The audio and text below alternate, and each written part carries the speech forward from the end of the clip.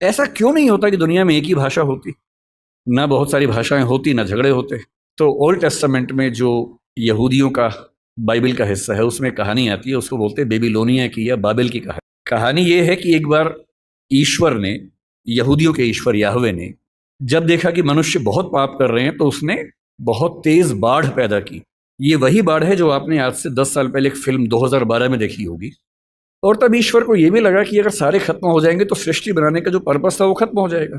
तो ईश्वर ने अपने एक नबी को भेजा और उनसे कहा कि तुम जाओ, जितनी भी स्पीशीज है उन सब की एक एक पेड़ को बचा लो। बाढ़ से बचा लिया और उसके बाद नई सभ्यता शुरू हुई। और जब नई सभ्यता शुरू हुई तो बेबीलोनिया के राजा के मन में एक विचार आया कि अगर हम एक इतनी ऊंची मीनार बना लें कि किसी भी बाढ़ में हम डूबे ही नहीं तो चिंता खत्म हो जाएगी। टावर बनने लगा, काफी ऊंचा बन गया। और बनते बनते ईश्वर को यह लगा कि ये मेरी शान में गुस्ताखी हो रही है, क्योंकि मैं बाढ़ ले आऊंगा उससे बचने के लिए ये मेरे खिलाफ साजिश कर रहे हैं।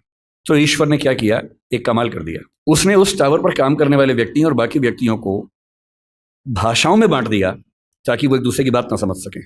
और एक कहानी चलती है कि अगर आप चाहते हैं कि सारे मनुष्य एक ना हो तो उनको भाषाओं में बांट दीजिए। और उसके बाद से आज तक सारे मनुष्य आपस में झगड़ा कर रहे हैं। ये कहानी ऐतिहासिक रूप से कितनी सही है मुझे नहीं पता, मिथक है, धर्म की बात है, पर ऐसी कहानियां किसी कंसेप्ट को समझने के लिए बहुत काम की कहानियां होती हैं।